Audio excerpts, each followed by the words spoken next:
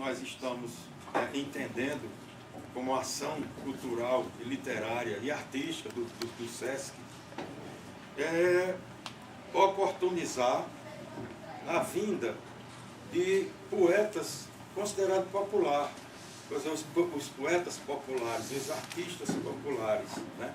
Porque existe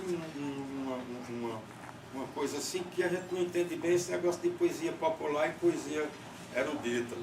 Né? Poesia é só poesia. Quem é poeta aqui é poeta no Oriente, no Ocidente e nas Américas.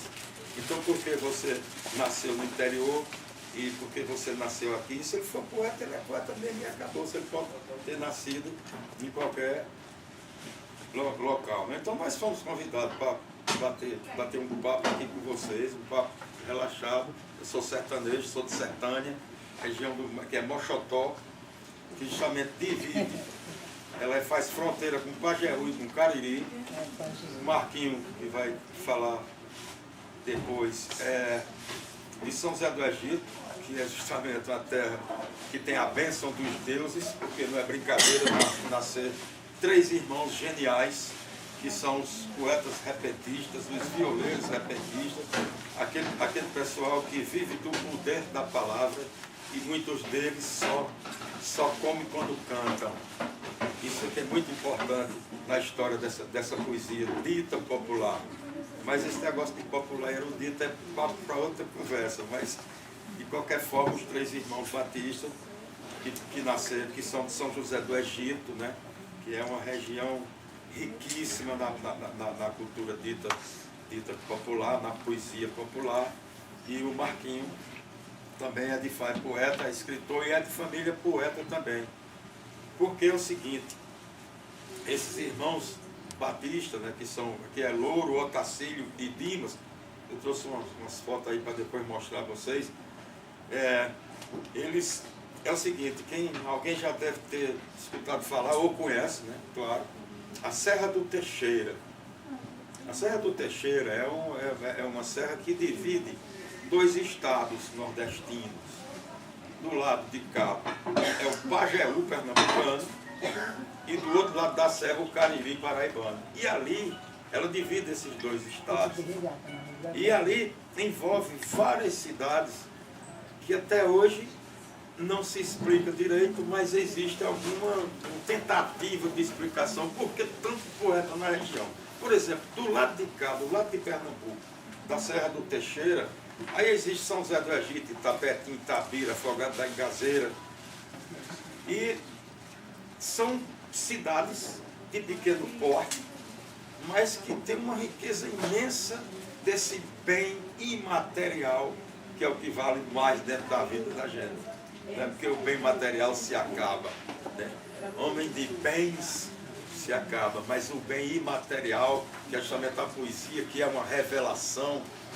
Na verdade, a poesia é uma revelação.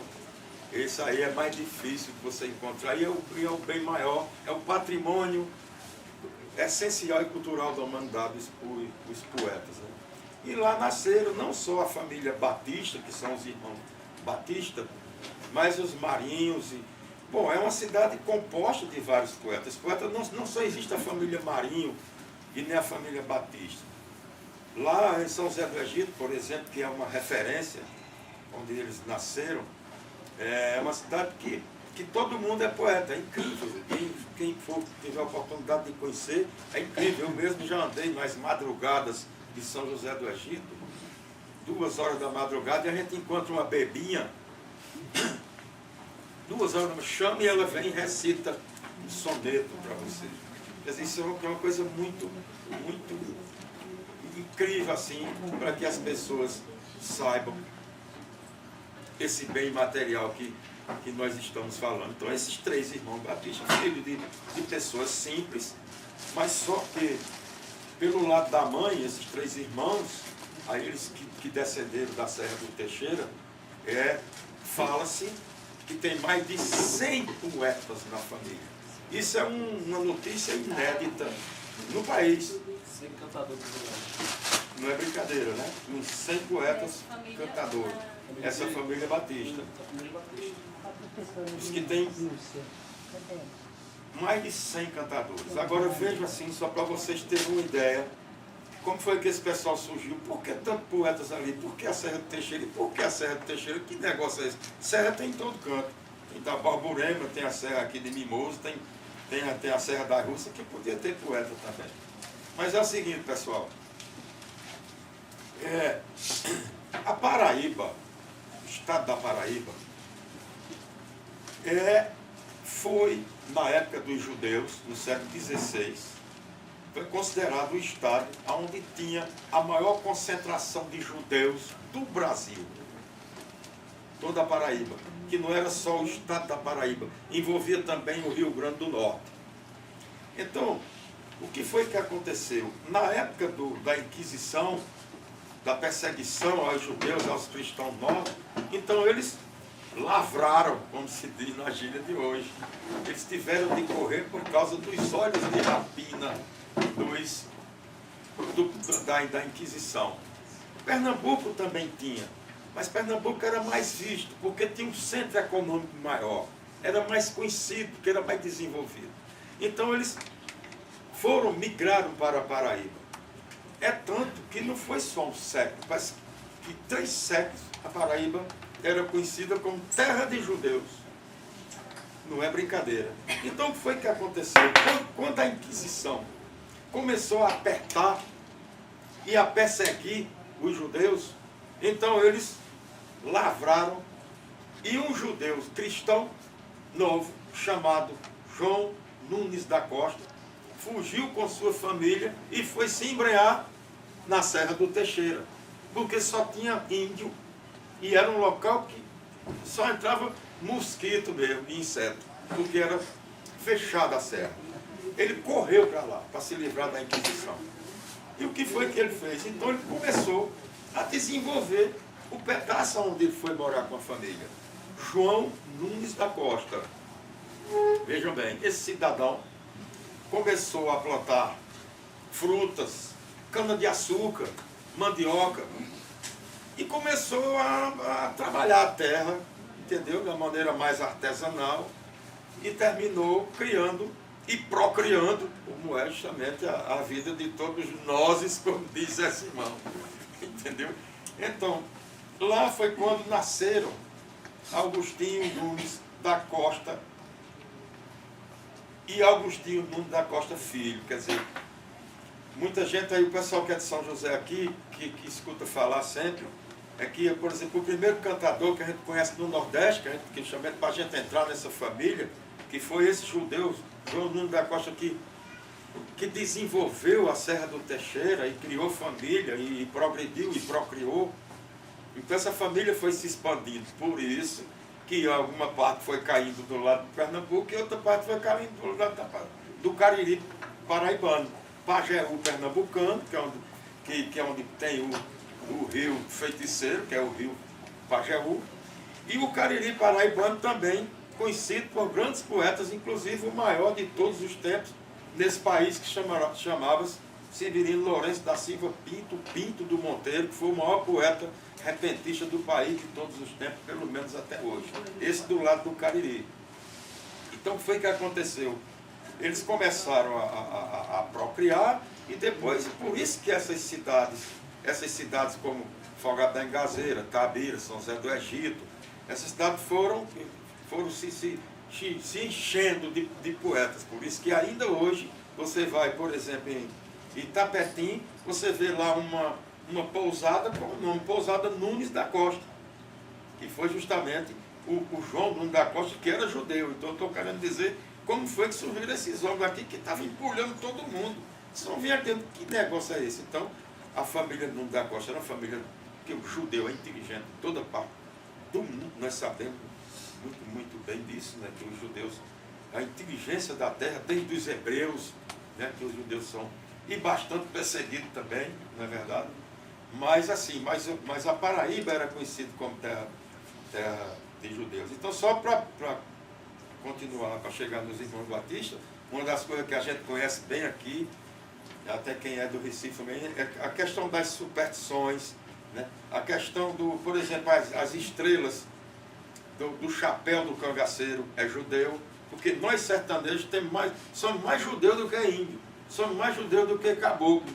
Que coisa interessante, justamente por causa dessa migração para lá dos judeus. Nós somos, você vê gente, tem gente aqui dentro parecido com os judeus. Claro que o Brasil é um país misto, mas nós sertanejos, paraibanos, pernambucanos, temos muito de cultura judaica. Por quê? Veja, a organização do casamento, a arrumação da noiva, a arrumação da mortalha, a figa, a famosa figa, a mão fechada, né? O queijo, a carne de sol, a carne de charque, né? Uma coisa que nós temos lá no sertão, muito interessante, é que quando se levantar de madrugada para ir no banheiro, então botar o pé direito na frente. Ou senão de manhã, quando você vai se levantar de vez, você bota... A mãe da gente fazia isso. Então bota o pé direito na frente, faz o nome do pai, o primeiro sinal, porque isso é coisa judaica. Outra coisa que nós temos também lá no sertão é que depois da cozinha, terraço lá da cozinha, então tem sempre uma calçada áspera, onde a gente lavava os pés roçando o calcanhar no cimento, uma bacia. Isso é judeu. Então nós temos o anel de formatura, os anéis que existem aí, isso também é judeu. O desenho que tem no gibão do vaqueiro sertanejo, aquilo é judeu, é judaico, é coisa judaica, entende? Então nós temos muito, inclusive a Paraíba também foi conhecida, como eu falei, como terra de judeu. Por quê? Por causa dessa migração desses judeus que estão lá, que migraram para lá.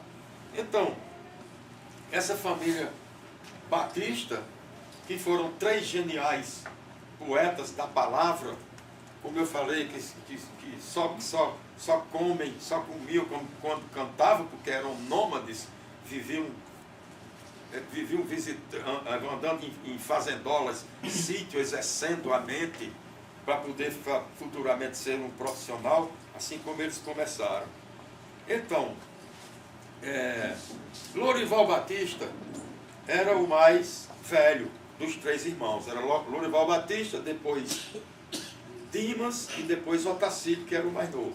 O Lorival Batista, o genial Lorival Batista, depois eu vou pedir para o pessoal trazer a foto aí, ele o mais velho, e foi o único que não se formou, porque o Dimas e o Otacílio eram formados. Dimas chegou a ser diretor de faculdade, chegou a ser professor de faculdade, era historiador, geógrafo e poliglota.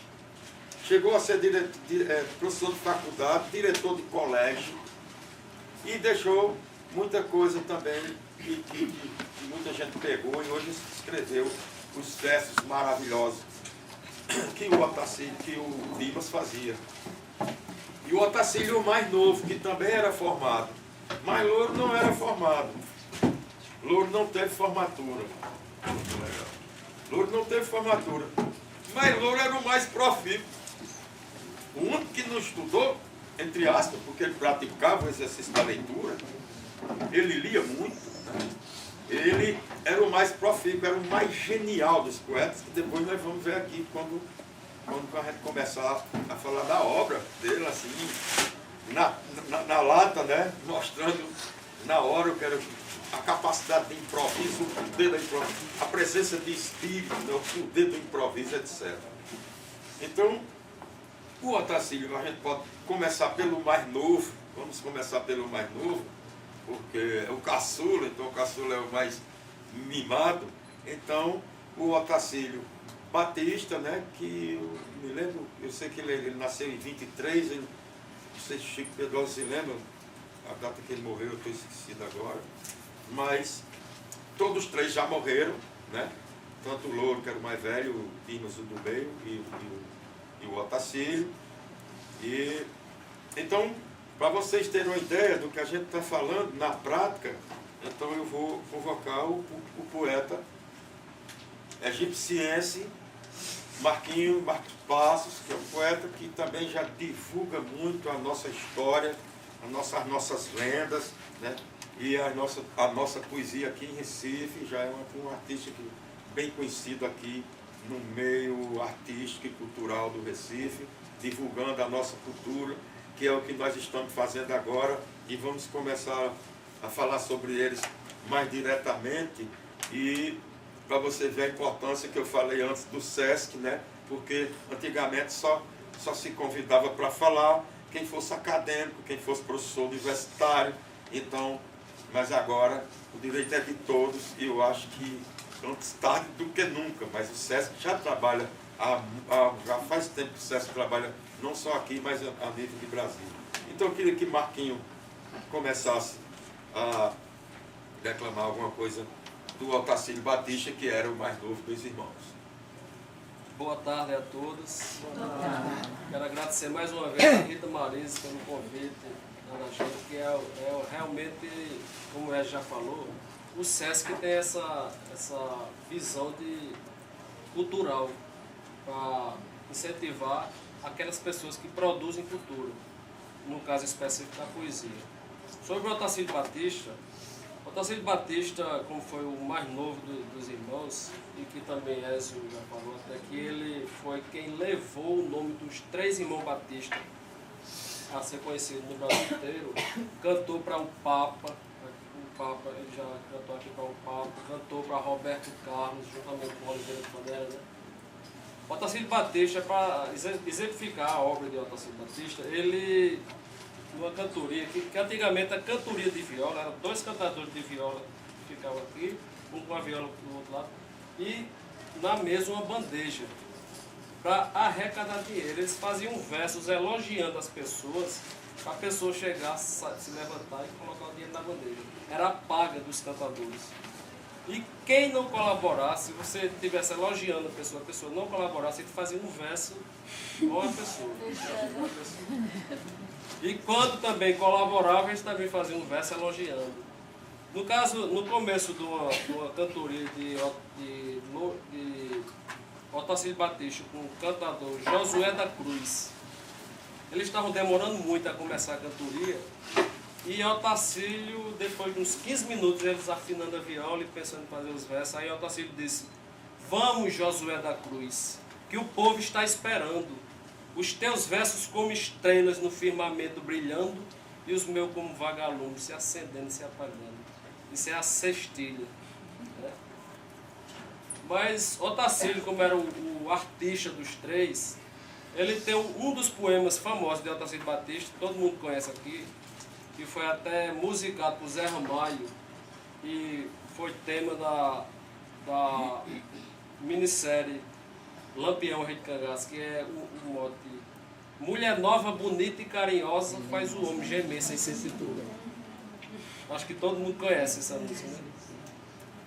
E Otacílio diz: "Numa luta de gregos e troianos, por Helena, a mulher de Menelau, conta a história que um cavalo de pau terminava uma guerra de 10 anos.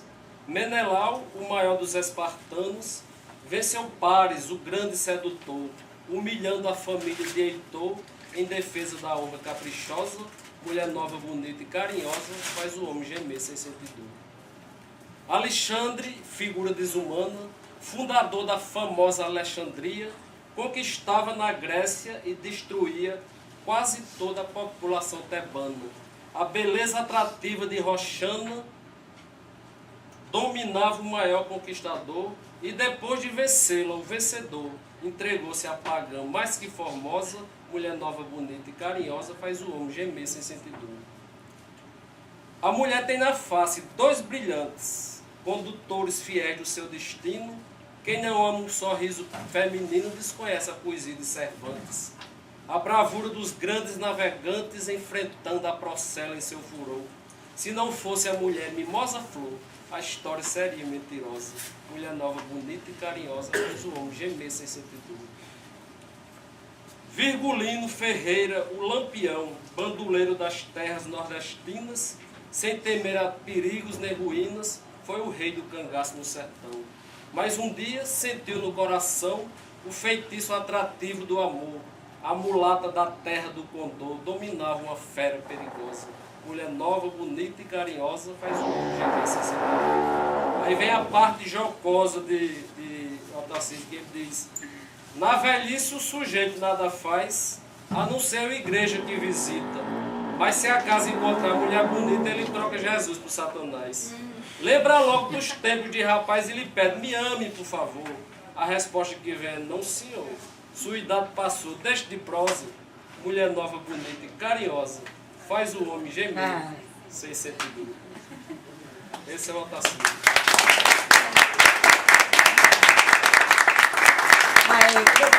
Quem é que canta isso?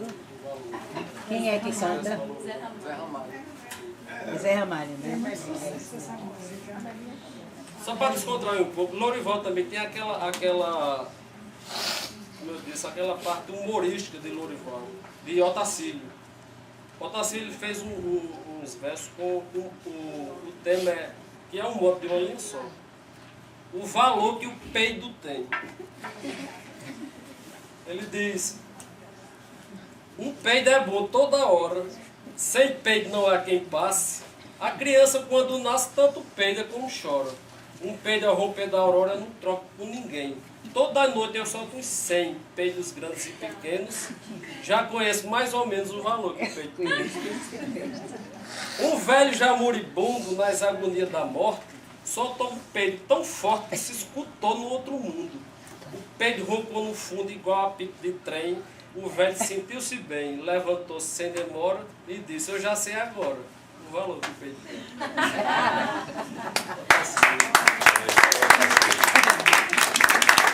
Bom, pessoal, esse foi, mas é ainda o mais novo dos irmãos Batista, né? Que era o grande Otacílio. Esse é o mais novo, né? Assim, foi uma certa... Foi uma escala, foi uma escada. O louro, o mais velho, que nunca estudou, mas o melhor dos três, na realidade, porque não é uma avaliação aqui pessoal, mas foi o povo que elegeu, né? O louro, o mais velho, era o genial mesmo, né? O Dimas, grande mesmo cantador, um homem que nunca disse uma besteira no verso. Isso aí são os cantadores também que afirmam isso. Nunca disse uma besteira no verso. E o Otacílio era o mais fraco deles. Não que não fosse bom, mas ele é considerado o mais fraco dos dois irmãos.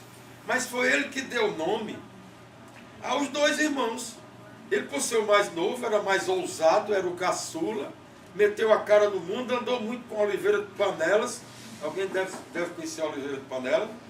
Cantou muito no Brasil com ele, como o Marquinho falou aqui, cantou para várias personalidades desse país, inclusive para vários presidentes da República, né, além do próprio... E outra coisa, o Otacílio Batista, o Otacílio também foi vereador de Tabuleiro do Norte, ele foi vereador e foi presidente da Câmara de Vereadores durante os 4 anos que ele passou como vereador. Então, ele, por ser o mais fraco, o mais jovem dos irmãos, mas em compensação ele deu nome aos irmãos. Entendeu? Então cada um tinha seu valor. E depois, aí sim, aí vem o Dimas, que era o do meio. Esse sim, esse é conhecido por todos os cantadores do Nordeste como um poeta que nunca disse uma besteira num verso. Por quê? Porque todo poeta um dia faz uma poesia fraca. Às vezes ele está acometido de uma grande emoção e sai algumas besteiras da boca dele. Isso é tipo de qualquer poeta. Não tem problema, aliás, o cara é humano. Às vezes você está envolvido por um fulgor, uma coisa, e em vez de fazer uma coisa boa, você termina fazendo uma coisa ruim. Mas isso também faz parte, é a condição humana, é a condição do poeta. Mas esse Dimas Batista nunca disse uma besteira no verso. Isso aí é informação de todos os poetas contemporâneos dele, que afirmam categoricamente que foi o único poeta nesse Nordeste brasileiro que nunca disse uma besteira no verso. Então, já que ele nunca disse uma besteira no verso, eu vou pedir para o Marquinho, mais uma vez, falar no irmão do meio dos geniais poetas, já que você já tem uma certa ideia do Otacílio. Agora vamos para Dimas Batista. Dimas Batista, que foi considerado por muitos o poeta, o cantador mais culto de todos os tempos, Dimas Batista. Numa das cestilhas dele, ele falando sobre a vida, ele disse: Nossa vida é como o rio no declive da descida. As águas são a saudade de uma esperança perdida, e a vaidade é a espuma que fica mais da vida. Noutra ocasião, ele estava cantando com um repentista, Ercílio Pinheiro, que era da contemporânea dele, e num desafio ele disse a Ercílio Pinheiro tomar cuidado, que cantador que comigo abre questão é guerreiro que luta sem vitória, é a mão que se entrega à palmatória, é um pinto enfrentando um gavião, é cordeiro nas garras do leão, é um trem a rodar fora da linha, é doente que morre sem meizinha, mosca presa na teia da aranha, é piaba nos dentes da piranha, é barata no bico da galinha. Eles cantavam muito assim, se gabando, também se autoelogiando e também ameaçando o companheiro no desafio. Né? Terezinha Costa conhece muito bem, nossa amiga Terezinha Costa, poetisa que está aqui presente. Ela conhece muito bem esse mote que Beatriz Marinho, filha do grande Antônio Marinho, de lá de São José do Egito, que era sogro de Lourival Batista, pai de Helena, de Dona Helena. Beatriz Marinho deu um mote para Dimas. O mote foi o seguinte: passa tudo na vida, tudo passa, mas nem tudo que passa a gente esquece. E Dimas disse: os carinhos de mãe estremecida, os brinquedos do tempo de criança, o sorriso fugaz de uma esperança, a primeira ilusão de nossa vida, o adeus que se dá por despedido, o desprezo que a gente não merece, o delírio da lágrima que desce nos momentos de angústia e de desgraça. Passa tudo na vida, tudo passa, mas nem tudo que passa a gente esquece. Dimas.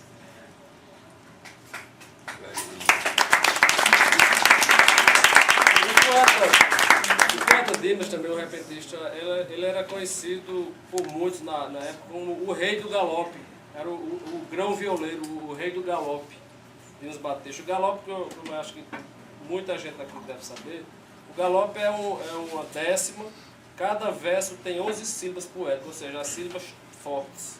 A última sílaba forte é a 11ª, então são 11 sílabas cada verso.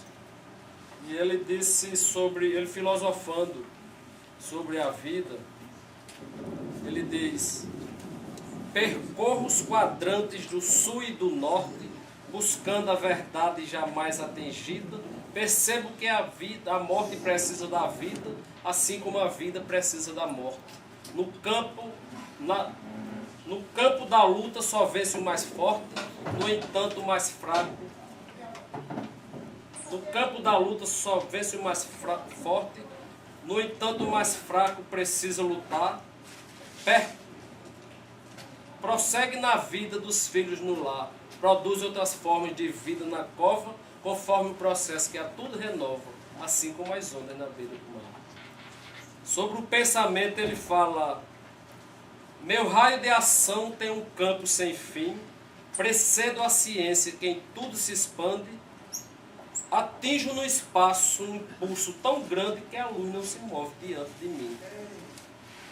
Desvendo no escuro mistérios e assim controlo em ação magnético radar. Eu sou o pensamento, meu nome é vulgar, mas guardo invioláveis segredos avulsos, cadeias de ferro não prendem meus pulsos, mais livres que a brisa na beira do mar. Pode ver que parece um galope do cavalo, né? Galope à beira-mar.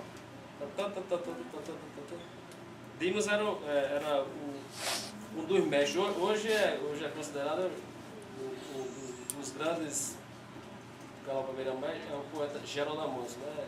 Exato. Geraldo Amanso. Dimas também fez um poema muito bonito chamado O Poder da Natureza, que foi criação do poeta Zé Vicente da Paraíba. Esse tema, O Poder da Natureza, que foi cantado por muita gente e ainda hoje continua sendo cantado. E Dimas fez o poema dele. O poema é o seguinte: ele, admirando os feitos da natureza, ele diz: a suprema e divina onipotência que criou e governa os hemisférios, com seus grandes arcanos e mistérios, desafia dos homens a ciência. Busca o sábio com a sua inteligência, descrever, entender essa grandeza, mas perdido na vala da incerteza, fica cego ante as trevas do abstrato e murmura vencido, estupefato, como é grande o poder da natureza. Contemplando nos céus milhões de estrelas, nessas noites sem nuvens e sem lua, meu olhar divagante continua nesse enlevo poético de vê-las. Outros tantos planetas giram pelas regiões siderais, com tal firmeza, e fazendo-nos crer sem tibieza, numa sábia infinita majestade, que os dirige através da imensidade. Como é grande o poder da natureza. Grande Dimas. Que beleza, que graça, que poesia há no riso inocente da criança ou na flor que de leve se balança quando a brisa ao passar lhe acaricia. A rolhinha arrulhando ao fim do dia, numa doce e poética tristeza. São estrofes de mística beleza deste grande poema universal que não pode imitá-los um mortal. Quanto é grande o poder da natureza. Nós, quem somos, enfim, de onde viemos, são perguntas ainda sem resposta. A matéria depois de decomposta, ninguém sabe dizer para onde iremos. Em mistérios envoltos nós vivemos, pois não vemos as coisas com clareza. Pobres nautas, sem rumo e sem defesa, ao sabor das correntes do oceano, como é baixo na terra o ser humano, como é grande o poder da natureza.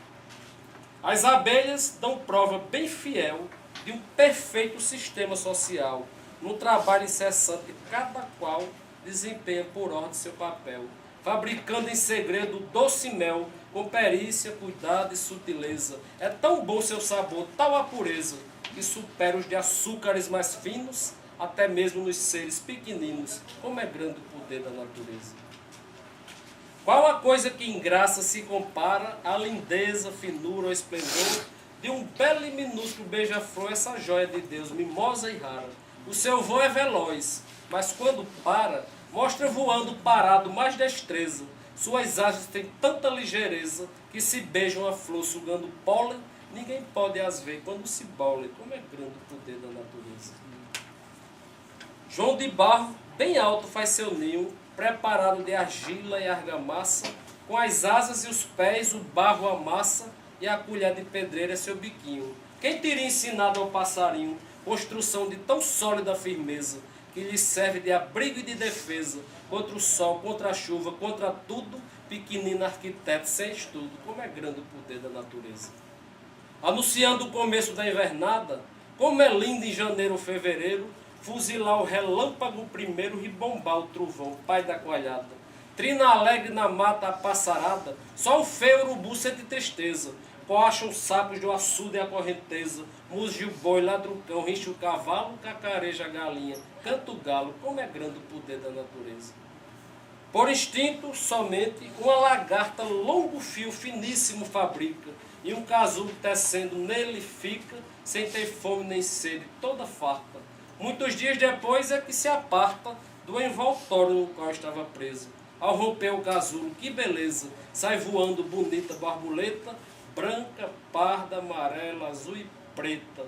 Como é grande o poder da natureza. Maravilha.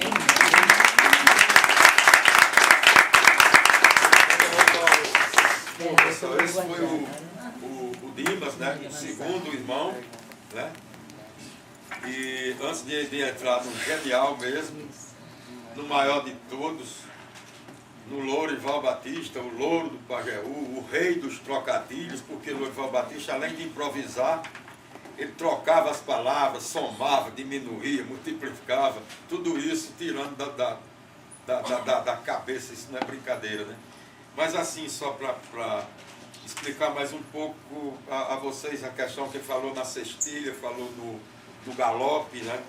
E falou na décima, tal. Bom, a cestilha é o que o violeiro, a dupla de violeiro começa uma cantoria, um desafio, uma contenda, começa sempre na cestilha, que são 6 versos, 6 pés, né? 6 versos, 6 linhas, e 7 silábicas, com 7 sílabas, cada linha com 7 sílabas, aonde só rimam as linhas pares. As ímpares não necessariamente. Às vezes o cara faz o verso amarrado, rimando todo, ou seja, rimando A ímpar com ímpar e par com par. Mas o certo mesmo é que rimam entre si a segunda, a quarta e a sexta. Então, essa é a sextilha, certo? Que acontece. Agora, e outra coisa, o cantador, ele começa a se inspirar, ele começa a azeitar o cérebro, ele começa a ver a disposição psicológica da plateia, porque, claro, que o poeta vê mais do que outros cristãos, o poeta sofre muito, mas vê mais do que outros cristãos, é uma coisa inata. Então, ele também estuda a disposição psicológica da plateia.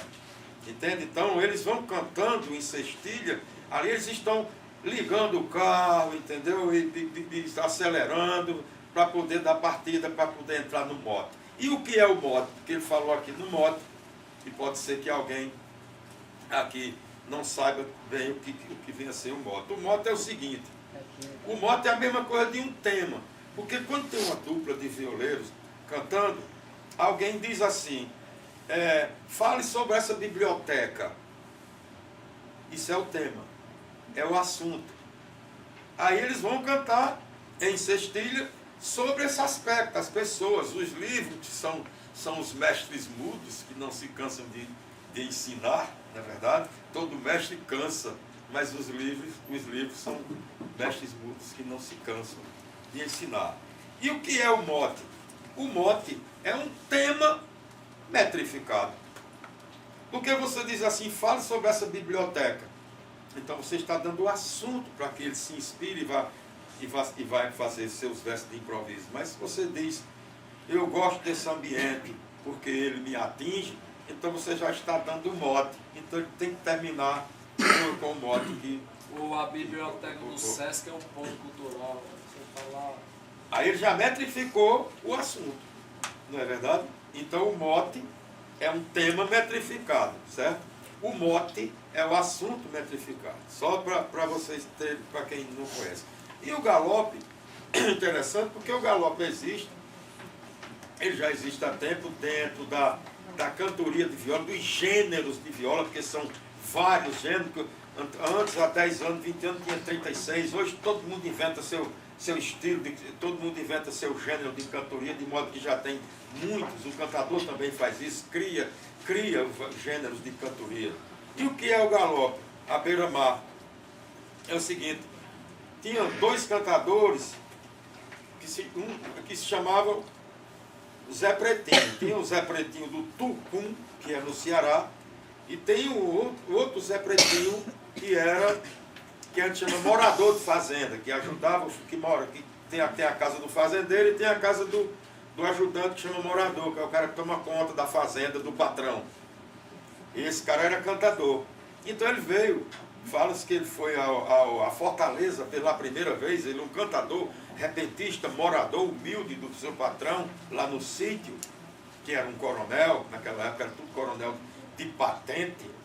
Então ele foi para a praia de Iracema, lá em Fortaleza, ele como um poeta que nunca tinha conhecido o mar. Então quando ele viu aquela maravilha, aquela coisa misteriosa, que é o maior mistério desse planeta, quando ele se deparou com o mar, então ele se lembrou do galope do cavalo do seu patrão. Aí quando ele fez galope à beira-mar, cantando galope na beira do mar, que são 10 linhas, 10 pés e 11 sílabas na horizontal. 10 na vertical, 10 linhas, 10 pés, 10 estrofes e 11 na horizontal. Então esse aí é o galope, que ele falou galope. E a 10ª, porque muita gente pensa que, e às vezes com certo desprezo, com certo preconceito, né?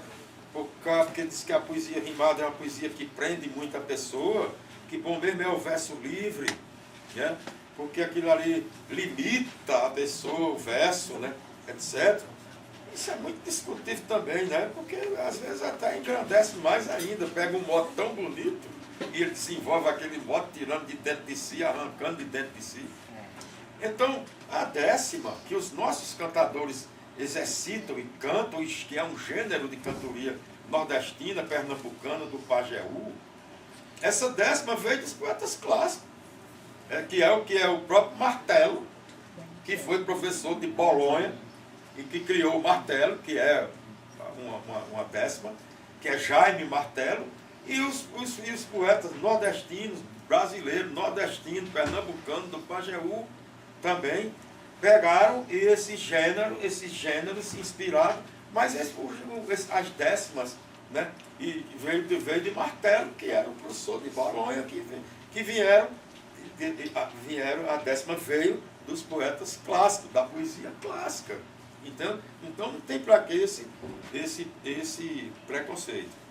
Bom, espero que alguém tenha me entendido assim, mais ou menos, porque às vezes você escuta, mas não tem uma noção do que é o gênero de cantoria e etc.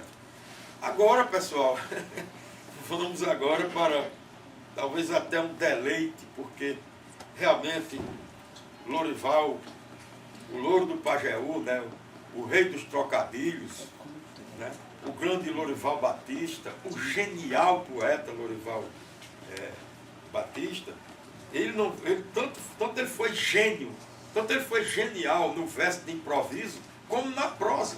Existem muitas histórias de Lorival. Nós convivemos com Lorival Batista. Eu convivi com Lorival Batista. Marquinhos foi criado com Lorival Batista. Então, a gente tem milhões. Se fosse numa mesa de bar, a gente começaria o dia tomando cerveja, aí saía muita coisa. Mas nós fizemos uma seleção na intenção de mostrar para vocês a riqueza de valor de certas personalidades que existem nesse Nordeste brasileiro, né? Como eu falei até em Garanhuns, lá com o Marcilene, né? Um papo desse que a gente foi conversar lá, bater lá em Garanhuns, é justamente assim, porque muita gente tem também um certo preconceito por causa da literatura oral, porque é de improviso, não sei o quê, porque não é da literatura, não é das academias, né? Ora, mas a nossa própria língua, a língua portuguesa, né, nasceu da discussão oral. A língua portuguesa nasceu do debate oral e não dos textos eruditos da Roma imperial. A nossa língua portuguesa, a nossa língua que nós falamos, também foi de índio e africano. Foi do falado índio e africano. Então, nós nordestinos temos, graças a Deus, apesar de sermos discriminados e até considerados como uma raça sub-humana, como já disseram isso, que não são todas as pessoas, canalha tem em todo canto, mas assim, nordestino, porque se você for falar em poesia mesmo, todos nós somos poetas. Todos nós aqui, porque nós já falamos cantando, já falamos metrificado e já somos dramáticos por natureza. Isso é muito importante. E todo mundo aqui, todas as pessoas, não importa a idade, eu acho que já teve uma expressão poética, já fez uma expressão, escreveu alguma coisa para o namorado ou para a namorada e guardou dentro de uma gaveta com vergonha de mostrar, mas você tem aquilo ali, que foi uma expressão que você teve. Então, essa literatura oral, nós nordestinos já somos. Você pega o jornal, pega qualquer jornal, pode pegar de hoje, que você vê mote. E o jornalista não tem nada a ver com cultura popular. Às vezes é um intelectual que tem a sua graduação, participou das suas academias, mas aí ele coloca na manchete: Homero Lacerda parte em defesa do esporte. Isso é um mote. Quer dizer, então, nós nordestinos temos, graças a Deus, esse grande privilégio. E temos também uma grande figura dessa, que o Brasil precisa conhecer, Lorival Batista. E aqui, olha, o grande louro do Pajeú é essa figura aqui, ó. Esse é o grande Lorival Batista, do pai. Morreu com 76 anos. Morreu aqui em Recife e foi se enterrar lá no cemitério dos poetas, né? Nós convivemos com ele. Ele conviveu mais ainda. E eu da minha terra. Sempre tinha. Eles comemoravam o aniversário do Lorival Batista todo dia 6 de janeiro. Aqui foi o ano que dia que ele nasceu, lá era assim, ó, de repentista e de poeta. Todo C6, né? De 6 de janeiro. Tem filme Todo Vale ano ia dos pra lá, Poetas, que é estava feito aqui. lá, foi feito lá. Vale dos Poetas. É onde? Na região, não sabe não. Tem vários filmes que figuram assim, esses poetas. Só que, inclusive, o Lourival Batista ele foi gravado por Mário de Andrade, que da Semana de Arte 22, um dos grandes baluartes, ícones da Semana de Arte 22, né, que foi justamente Oswald de Andrade e Mário de Andrade. Claro que Tarsila do Amaral, bom, todo mundo, mas eles dois foram os principais da Semana de Arte 22.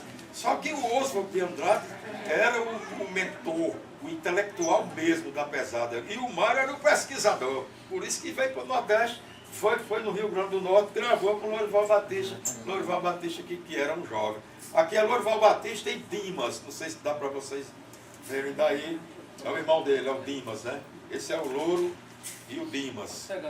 Isso foi na casa do Louro, no aniversário do Lourival Batista, né? Bom, então, agora nós vamos fazer uma dobradinha. Vamos fazer uma dobradinha agora. O balaio que nós fizemos, quando nós nos reunimos para vir para aqui. Nós fizemos vamos fazer uma dobradinha aqui sobre o Louro do Pajeú. Eu vou começar com a parte que iluminou. Veja que negócio interessante, pessoal. A parte que iluminou é um mote, chama-se meio mote, que é só uma linha. A parte que iluminou. Esse mote foi dado a Lourival Batista por um dentista que eu estou esquecido o nome dele, mas é atribuído a Raimundo Asfora, que foi aquele político lá da Paraíba que suicidaram, alguma coisa assim. Que era político, que era um grande motista e também um poeta. Dizem que esse mote, diziam que esse mote era de Raimundo Asfora. Não é, esse mote foi um dentista, que eu tenho o nome dele, mas infelizmente eu não esqueci, eu esqueci o nome dele de pegar para trazer para vocês. Mas foi um dentista que deu esse mote. Lourival Batista ia passando lá em Campina Grande, no café lá onde eles conversam. Ele estava lá e esse dentista chegou e disse: Louro, o mote é esse, a parte que iluminou. Vejam, pessoal, quando você vai dar o mote a um poeta repentista, ao violeiro, ao cantador, você chega para ele e dá um mote para facilitar para ele cantar, não é para empulhar, para mandar ele rimar com cinza e nem com bronze, porque isso é negócio para imbecil que fazem isso. Como acontece com o professor na sala de aula, que às vezes o aluno chega e faz uma pergunta de bolso que é outro imbecil. Que pergunta de bolso não existe, isso é um canalha. E já fizeram muito isso com o professor. Mas não foi o caso dele, ele deu a parte que iluminou, mas não para querer empulhar o Lourival Batista. Mas é o seguinte, o que é a parte que iluminou? Mas ele deu o mote a quem, pessoal? A Lourival Batista, né? Ao genial poeta Lourival Batista. Então, Lourival Batista disse assim: entre o gosto e o desgosto, o quadro é bem diferente. Ser novo é ser sol nascente, ser velho é ser um sol posto. Pelas rugas do meu rosto, o que fui hoje não sou. Ontem estive, hoje não estou, porque o sol, ao nascer, fulgura, mas ao se pôr, deixa escura a parte que iluminou. Grande Lourival Batista. Lindo, paradoxo, né? É em paradoxo, né? Em paradoxo. Interessante que ele fez um dos versos que ele fez fazendo o trocadilho entre palavras e termina falando do nome dele, Louro, que ele era conhecido como Louro do Pajeú. Lourival Batista, o Louro do Pajeú. E ele sai pegando uma palavra e desconstruindo a palavra. Que é o rei dos trocadilhos. Para no final construir a palavra louro. Ele diz: é muito triste ser pobre, para mim é um mal perene. Trocando P pelo N, é muito alegre ser nobre. Se for por C, fica cobre. Cobre figurado é ouro. Botando T, fica touro. Como a carne vendo a pele, o T seu traço é L. Termino só sendo louro.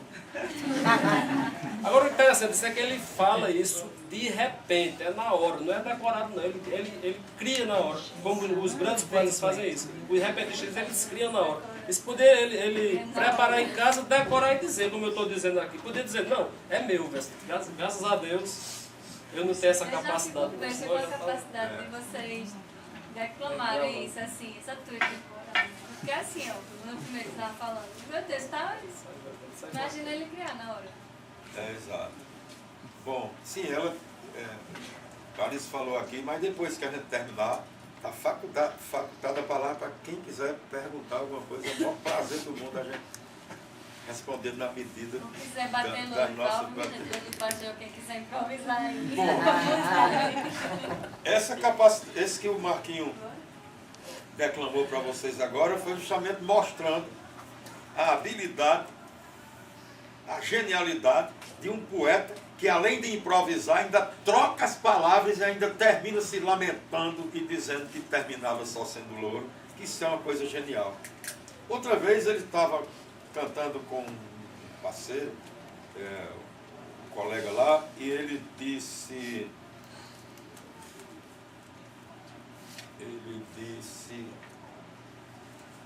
E o assunto era fome.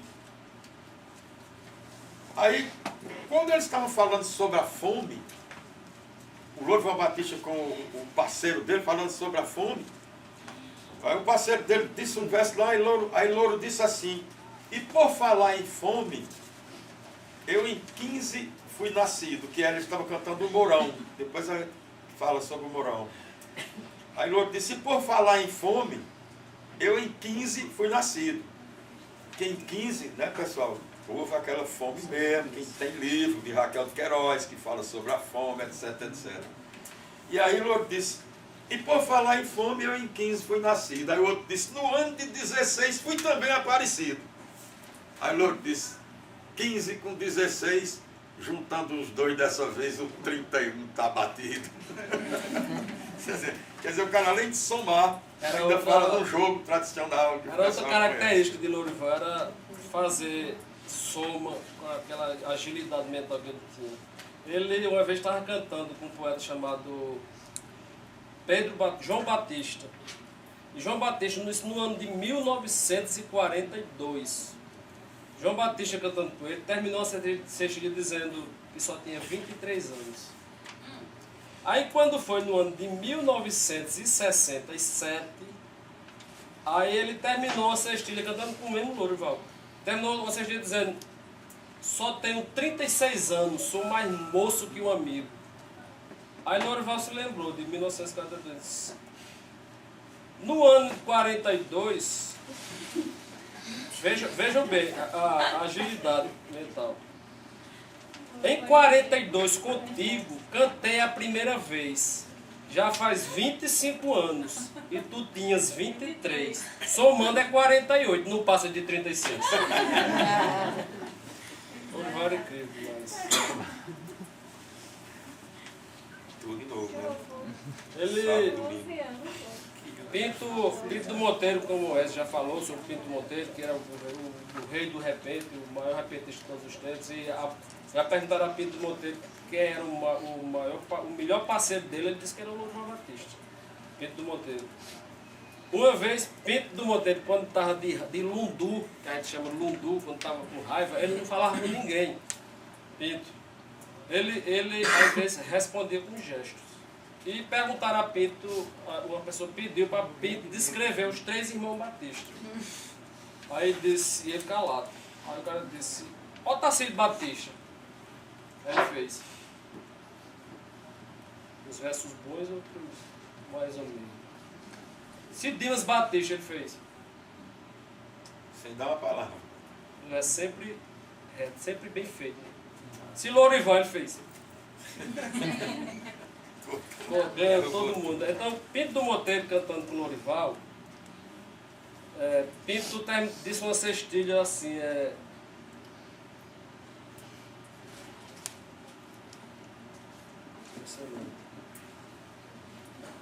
no lugar que Pinto canta, não vejo quem o confunda. O rio da poesia o meu pensamento inunda. terça, quarta, quinta e sexta, sábado, domingo e segunda. Aí Louro disse, sábado, domingo e segunda, terça-feira, quarta e quinta. Na sexta não me faltando a tela, o pincel, a tinta, pinto pintando o que eu pinto que pinto. Maravilha, né? Pinto Monteiro morou muito na minha terra, né? Com muito prazer e muita honra, lá em Sertânia, Mochotó, Pernambucano. Ele morou muito tempo lá na minha terra, e a gente ia visitá-lo e tal. Então a gente fez, os estudantes na época, na semana estudantil, né? Vivíamos uma revolução cultural no mundo inteiro, né? A partir dos Beatles, cabelo desse tamanho, cavalo de aço, sapato, calça. Bom, então éramos os jovens que amávamos os Beatles e os Rolling Stones e queríamos quebrar tabu e preconceito, como realmente deve ser mesmo as sociedades, todas as sociedades, né? Sempre as mudanças, a mudança é traumática, mas é necessária. E aí nós, estudantes, e realizamos, que ainda hoje acontece lá em Sertânia, a Semana Estudantil. Eram os 80 anos de Pinto. Aí nós fizemos homenagem a ele e convidamos o Lourival Batista, que é vizinho de São José, Sertânia, para vir cantar, fazer uma cantoria com Pinto em Sertânia, em homenagem aos 80 anos do mestre Pinto. Eu vou dizer a de Louro e vou dizer a de Pinto para mostrar como eram dois geniais poetas, né? Então, à noite, nós reunimos a sociedade de Sertânia no clube de elite da cidade, que devia ser menor do que isso aqui. Entende? Então, mas estava super lotado e tal, então eles começaram a cantar. E Lourival Batista, maravilhoso Louro, parceiro de Pinto há milhões de anos, né? Amigos, nômades, ele começou a cantoria, já foi logo gozando com a idade, brincando com os 80 anos de Pinto, já foi logo fazendo brincadeira. Ele disse assim, aí Louro disse, Pinto já está com 80, sua idade eu considero. Tem o 0 e tem o 8, tem o 8 e tem o 0, pode tirar o 8 e deixar a rodinha que eu quero. Aí o público quase veio abaixo, o público quase veio abaixo. Aí o Pinto, né, só para dizer a resposta do genial Pinto, pegou na deixa, aí disse assim, a você eu considero, nossa amizade não é nula. Pode ajeitar suas penas, que é Louro, né? E arrepiar sua micula, que eu boto o bico na crista e por detrás você engula. Então, só para vocês sentirem assim Vai lá, Marcos. Uma das cantorias de Lourival, em Campina Grande, tinha um cantador conhecido por Lua Branca, que ele também era engraxado. Mas ele era muito melhor engraxado do que cantador. E pediram a Louro para falar sobre o cantador. Ele disse, já conhecia a qualidade de cantador de Lua Branca, ele disse, um cantador engraxado e a nossa arte relaxa. Não engraxa bem, nem canta bem, nem engraxa. Procura graxa não tem, procura verso não acha.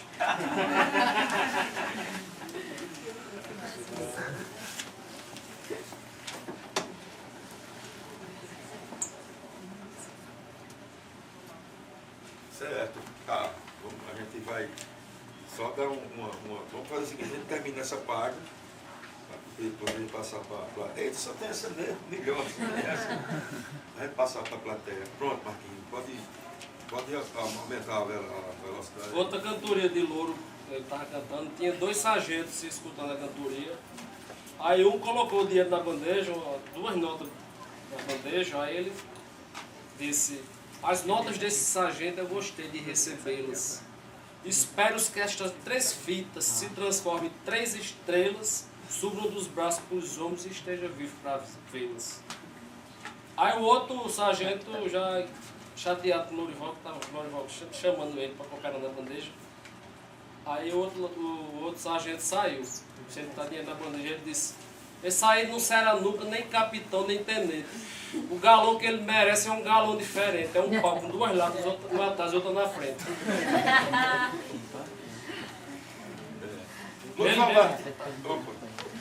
Vai lá. Eu ia dizer só mais um verso na sequência. Na mesma cantoria, o cara se gabando que tem um peito forte, cantava com uma voz forte, porque Lourival não tinha a voz muito forte não, né? E o cara dizendo que tem um peito forte, aí Lourival disse, esse negócio de peito, coisa que não embaraça. Mais peito do que você tem uma porca de raça. Tem 2 fileiras grandes e de uma porca não passa.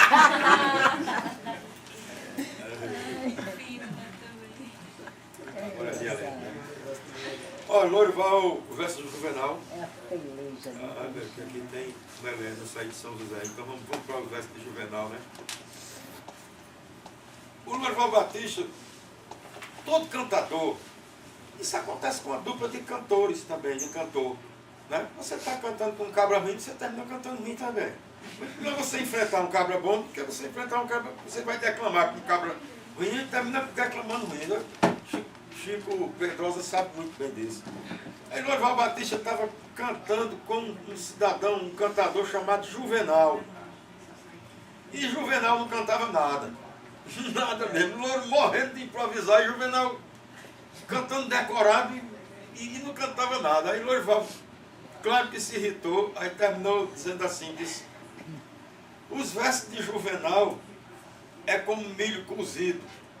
Estando insosso não presta, com muito sal é perdido, mas o cabo estando com fome, quando dá fé tem comida.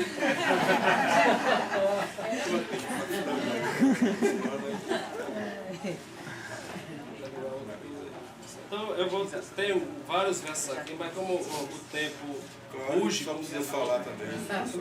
então eu vou recitar o Palhaço que ri e chora, que o Lourival também escreveu muito bem, né? Falando sobre o palhaço, ele diz: pinta o rosto, arruma a palma, dentre os nécios e os sábios, o riso aflora-lhe os lábios, a dor tortura-lhe a alma. Suporta com toda calma desgostos a qualquer hora, quando quer bem vai embora. Vive no eterno drama, pensa, sonha, sofre e ama, palhaço que ri e chora. Se ama alguém com desvelo, deixá-lo é martírio enorme. Se vai deitar se não dorme, se dorme tem pesadelo. Sentindo um bloco de gelo lhe esfriando dentro e fora. Desperta, medita e cora, sente a fortuna distante, julga-se um judeu errante, palhaço que ri e chora. Pelo destino grosseiro, a vida jamais lhe agrada. Se sente a alma picada, tem que ir ao picadeiro.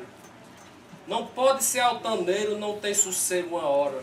Chagas dentro, rosas fora, guarda espinho, mostra flor, misto de alegria e dor, palhaço que ri e chora.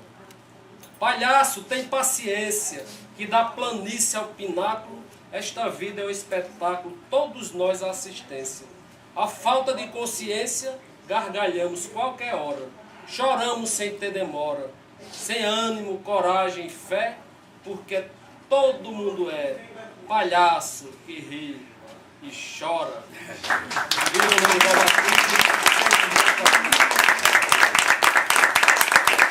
Pronto, está facultado aí para, se vocês quiserem aí formular qualquer pergunta, mas... Poeta Gleison. Poetas, como herança e como consequência da grandiosidade desses artistas, desses cantadores, hoje nós temos grandes poetas, escritores, como Chico, e que escrevem na forma metrificada, como é feito na cantoria. Com Gleison Nascimento, né? Obrigado, poeta.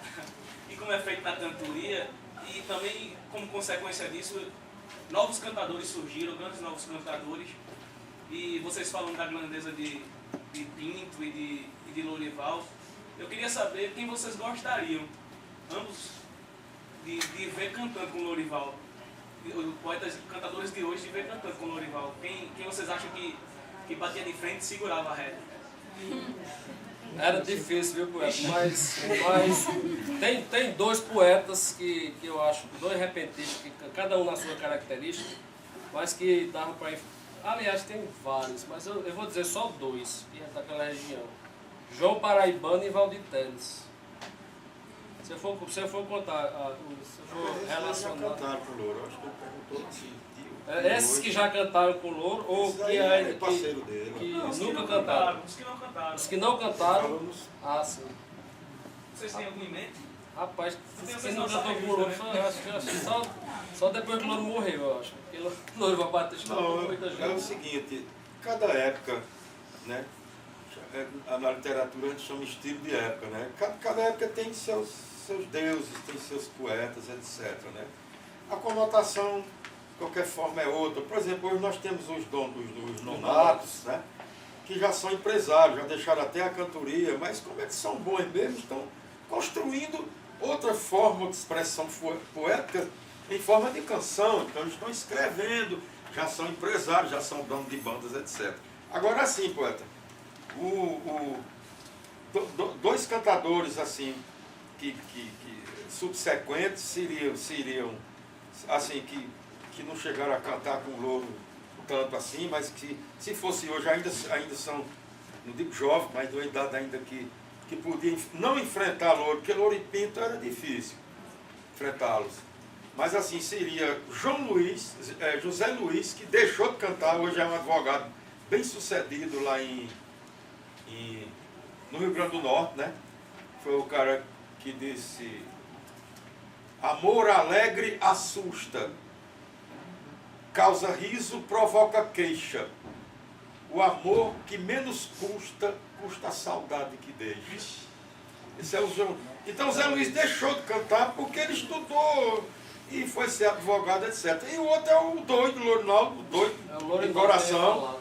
O outro é Lourinaldo Vitorino, nosso amigo, mas que também não canta mais. Irmão de Denise Vitorino. É irmão do Denise Vitorino. O Lourinaldo chegou a cantar com o Louro, sim, entendeu? Mas para enfrentar Louro é difícil, porque também a conotação é outra. Mas assim, hoje eu não conheço assim, nem para enfrentar Louro e Pinto, né? Hoje eu não conheço assim, embora que a gente na capital a gente se distancie um pouco, né? Apesar das origens e tal, mas tem outros afazeres, a vida chama para outras coisas, mesmo sem esquecer as nossas origens.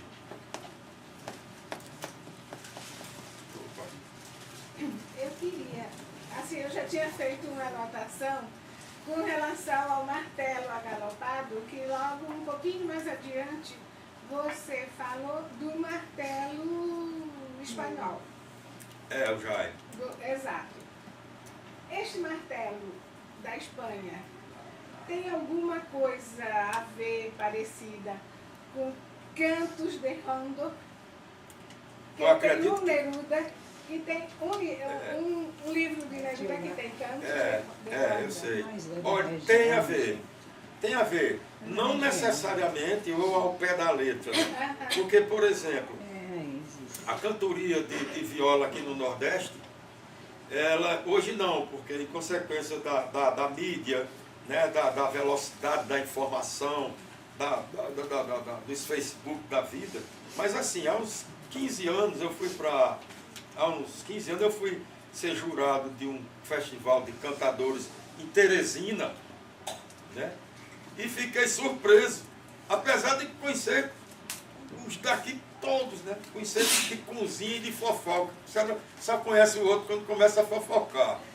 E aí eu fiquei impressionado porque é diferente. Eles cantam, eles às vezes utilizam, mas eles cantam diferente da gente. Por exemplo, você está sentado numa mesa assim, aí tem 3 duplas.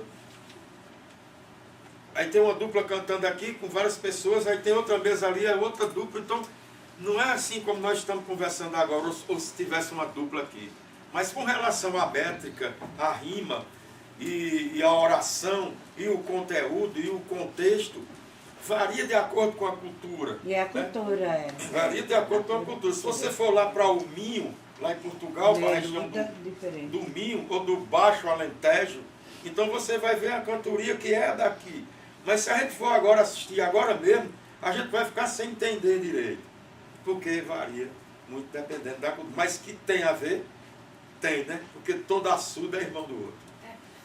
Agora só uma coisinha também, se você não quiser dizer, não precisa, só uma coisinha. Eu sempre lembro o mote que deram a Lourival Batista certa vez, numa roda de amigos. O mote era o seguinte: Toda roupa veste um nu. Ah, essa é muito boa. Se quiser, eu digo. Mas pode dizer aí. Se quiser, eu digo. Pode dizer, todo mundo é grandinho. Tava cantando Lorival Batista e Mané Chudu. Mourão, né? Um dos dois, o segundo dos dois e o que começou dos os três outros. Posso dizer mesmo, né? Ih, rapaz. Aí Lorival cantando, aí botaram Lorival com Mané Chudu, aí cantaram, aí colocaram um pouquinho de dinheiro na bandeja. Aí Lorival disse, ele só deu um cruzeiro pra mim, Mané Chudu. Aí Chudu, sempre educado, disse, tem nada não, companheiro, qualquer roupa veste o nu. Aí ele disse, menos gravata e colete, porque não cobra o cacete nem a regada do burro.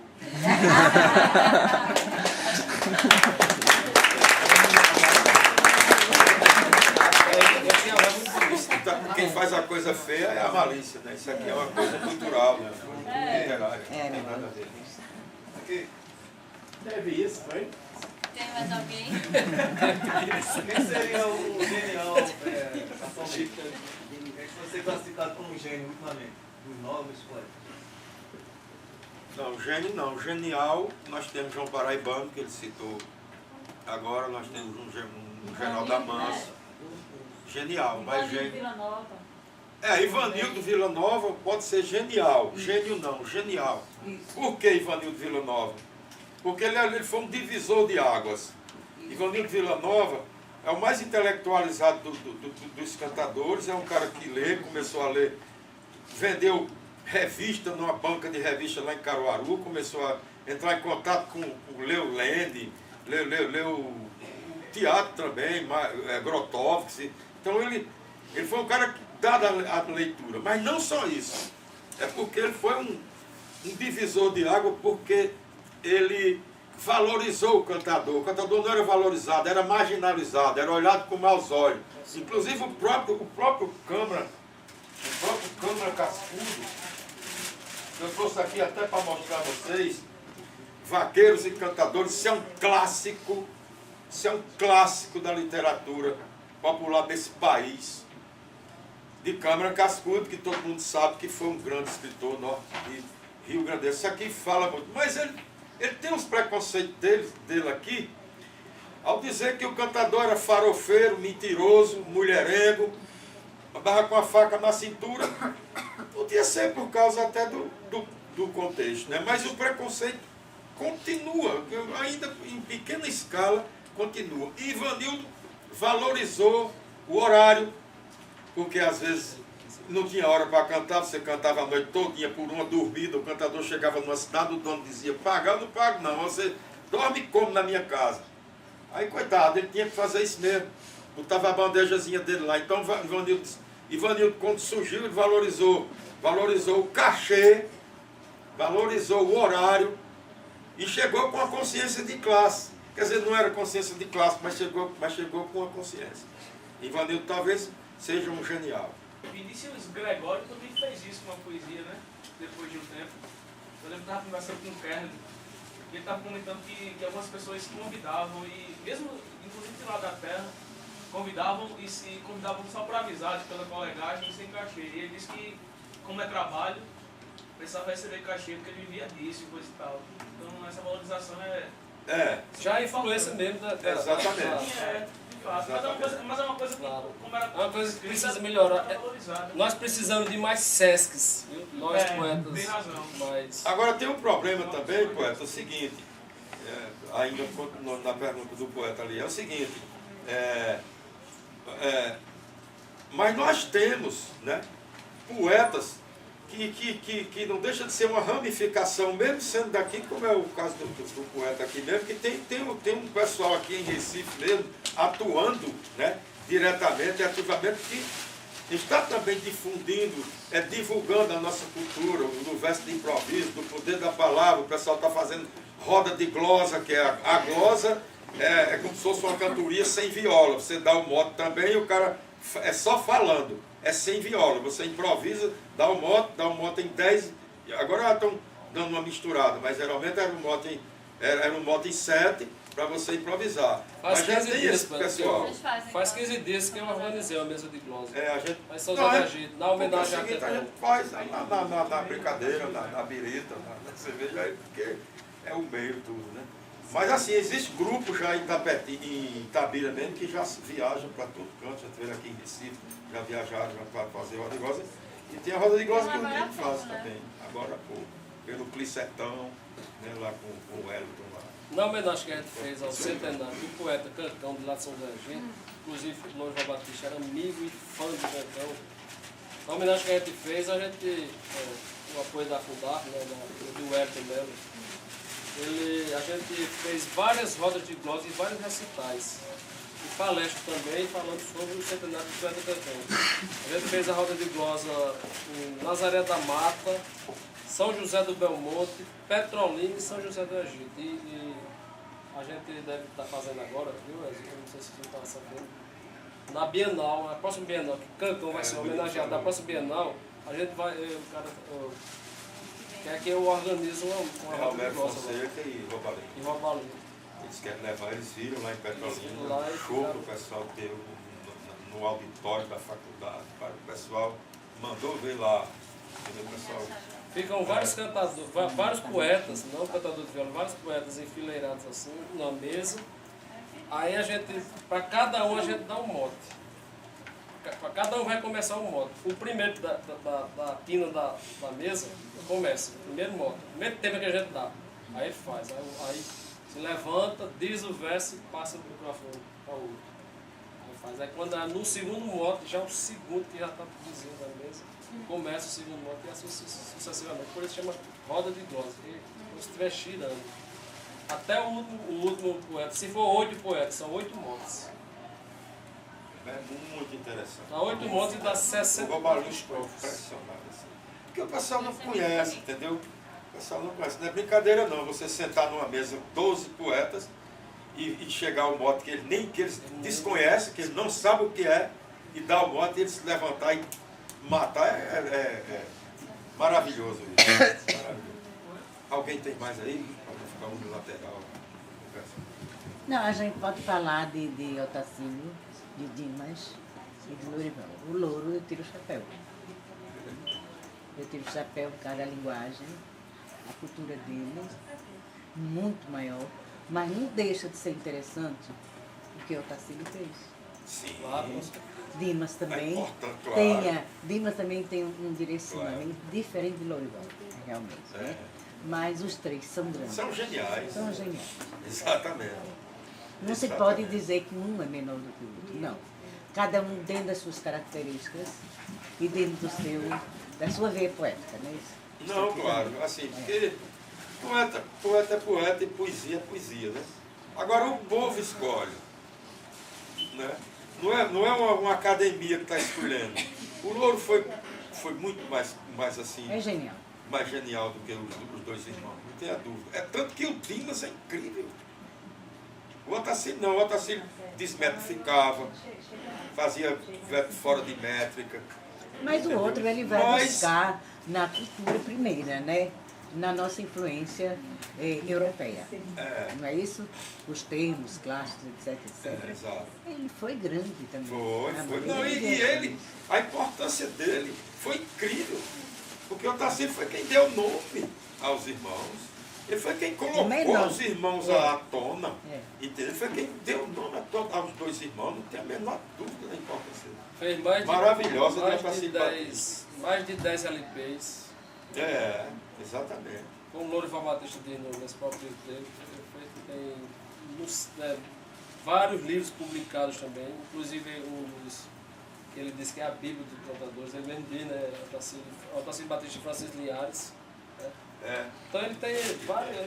E existe uma obra que reúna o pensamento dos três?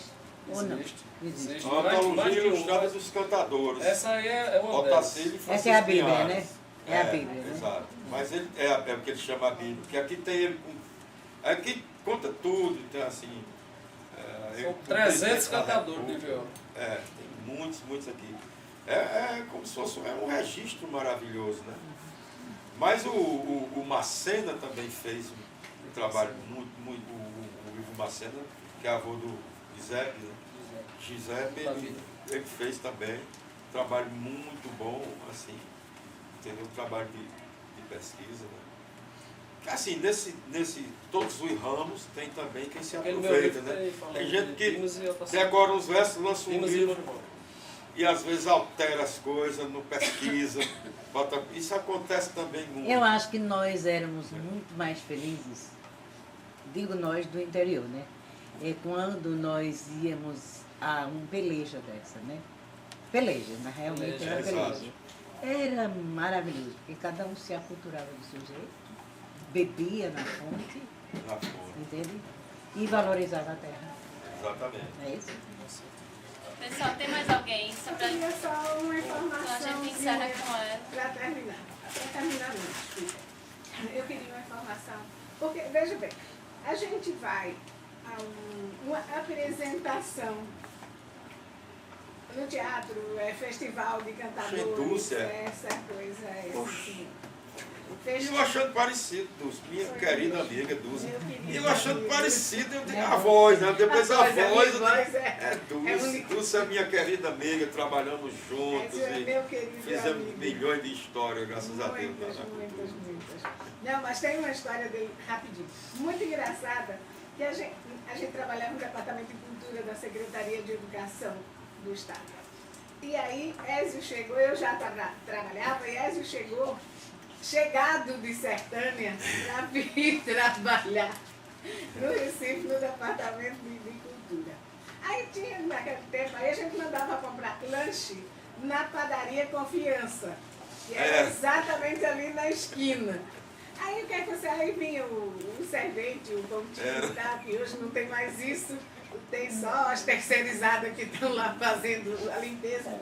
Aí chegava o servente e perguntava, vão querer lanche, qual é, o que é que quer? E cada um dizia, seu fulano, nem me lembro, vai, eu quero isso. Aí já dava o dinheiro para ele comprar e a notinha. Aí vai Ézio e diz, eu quero palmier. Foi uma zona da... Aí eu disse, mas se o teu pai ouvisse isso, tem cada macho chegando de Sertânia, chega aqui, já começa a pedir um palmier. Tá vendo? Isso durou bem 10 anos de zona lá dentro do departamento. É verdade. Mas assim, voltando ao que eu ia perguntar. Tem um festival, essas coisas assim, que você senta e você fica só assistindo. Não, eu queria uma coisa que vocês tivessem notícia para dar para gente, se em que cidade, em que município desses que pratica mais esse tipo de cultura, se tem onde essa coisa seja endêmica, digamos assim, que você encontra nos lugares que você chega lá e você tem sempre grupos de amigos que se reúnem e que você chegue e veja e sinta aquilo na sua forma mais viva de praticar. E não aquela coisa de artista e plateia, que você não se mistura com aquela cultura, com aquela gente, com aquele povo. Onde a gente pode encontrar isso? Em que época do ano? Não, aqui no Recife também tem. São gatos pingados, né? Até porque nós vivemos num país que não lê. Não é? Então nós continuamos vivendo num país de pouca leitura, de pouca biblioteca. Nessas próprias cidades como São José do Egito já existe associação e tal. Itabira tem a APA. Itabira também já tem associação. Mas o local, para você chegar numa cidade dessa, por exemplo, tem uma biblioteca com livros específicos, eu acho difícil, não tem ainda. Porque, assim, agora que o pessoal está conseguindo se consolidar, porque, assim, desde a época de Alceu Valença, Zé Ramalho, Elba Ramalho, o Cordel do Fogo Encantado agora, quer dizer, então esse pessoal já está assimilando mais e vendo realmente sem nenhuma forma de paternalismo nem de purismo, mas o valor que essa cultura tem, já estão bebendo dessa fonte. O Lirinha mesmo é um dos caras mais protejados hoje em dia no país, e tanto ele declama Shakespeare, quanto declama Cancão, Xudu, Mandafiló, etc. E aí, Guedes? É só uma colocação rapidinha quanto à história da poesia metrificada e de cantoria, que a Zona da Mata também faz isso. Tem a dúvida. Com o Maracatu Rural, por exemplo, que também são formas fixas, inclusive da mesma forma que tem a cantoria, que tem a poesia popular que a gente faz hoje. Inclusive de improviso também. Não tenha dúvida, O poeta. samba de coco, que também é improvisado e também é com formas fixas, inclusive com décimas, sextilhas, septilhas, Não tenha dúvida. quadras e com motes, inclusive. Então, Porque não tem, por exemplo, se fosse na Europa, seria um estouro, entendeu? Mas aqui, por exemplo, o pessoal do país, eu e Marquinhos, até que a gente lutou lá dentro agora, porque a gente tem uma certa intimidade com o Wellington, né? Que é um cara que chegou agora, mas está trabalhando direitinho lá na Fundap, né? E a gente dizendo a paz, já era hora, já devia chegar esse momento, né? De juntar essas culturas tão parecidas, que é uma coisa mais afro, entendeu? Lá é mais árabe e tal, mas são coisas tão parecidas, né? Com umas culturas um pouco diferentes na culinária, por exemplo, porque a gente não juntar esse pessoal, o SESC poderia fazer isso aí. Então tem um trabalho mais Fazer um intercâmbio cultural. constante, não uma amostra, né? E não Porque um quando, papo assim. Então, quando o Ezio mas falou isso aí tem o mestre de maracatu, a sambada, o pessoal improvisa. Siba é um grande representante. Siba é um cara muito sério, Siba é um pesquisador, Siba é um poeta, entendeu? Que está difundindo essas duas culturas também, juntando a dele, que é do pessoal do maracatu, e juntando com esse novo disco dele agora. Tem muita coisa de cantoria de viola, na guitarra, muita coisa, e bonita, porque ele é um poeta, o Siba é um poeta. E ele também toca viola, inclusive. Toca, sim. No Amante, né? Toca, sim. Foi uma das coisas que a gente falou com o Wellington, foi essa questão de haver, na necessidade de haver um intercâmbio cultural, porque Pernambuco é o estado mais cultural da nação, né? E se você for lá para São José do Egito, pergunta o pessoal o que é o cavalo marinho. Ninguém sabe, quase ninguém sabe. Mas o pessoal lá, quase ninguém sabe também o que é uma roda de glosa, por exemplo. Está sabendo agora que a gente foi para Nazaré da Mata, que a gente mostrou agora. Mas eu acho que cada região deveria conhecer a cultura de cada região, para ver exatamente esse intercâmbio. Isso na verdade demonstra que em algum, eu não sei exatamente onde, mas que em algum ponto da história isso se entrelaça. Exatamente. Porque não, Com certeza. não é alheio, não é por acaso, com certeza não é. Não, rapaz, são o pessoal que da rima, da métrica, Pois é, entendeu? tamo junto. São parecidíssimos. E também são poetas populares, que têm o mesmo sofrimento, as mesmas angústias. E essa roda, ela poderia ser apresentada com mais constância, sendo mais divulgada. Deveria. Exatamente. Porque nós temos muitos jovens atualmente que querem chegar lá, tá entendendo? Não tenha dúvida. Querem chegar lá. Eles estão se E interessando. que tem capacidade Eles estão se para interessando mais pela leitura, atualmente, eu acho, do que, vamos dizer, há 10 ou 15 anos atrás. Atualmente há mais influência para eles, porque também há mais material, não é isso? Há mais material. Nós temos, por exemplo, assim, só um exemplo, nós temos aqui tanto Terezinha quanto o Chico Pedrosa, são dois exemplos, né, dessas assim, que é pessoas que residem numa metrópole, mas que não abandonou as suas origens, que escreve, que conhece, que escreve também dentro do espírito cultural da nossa região, né? O Chico hoje é um patrimônio, graças a Deus. O Chico, aliás, Chico Pedrosa, esse cidadão que está ali, esse cidadão o texto dele, a poesia dele, vai ser encenado agora em Portugal, inclusive ele vai para lá. Isso é o maior prazer, isso é o maior prazer que nós, não só como admirador, mas como amigo dele, nós temos o maior prazer em saber que está sendo encenado em Portugal.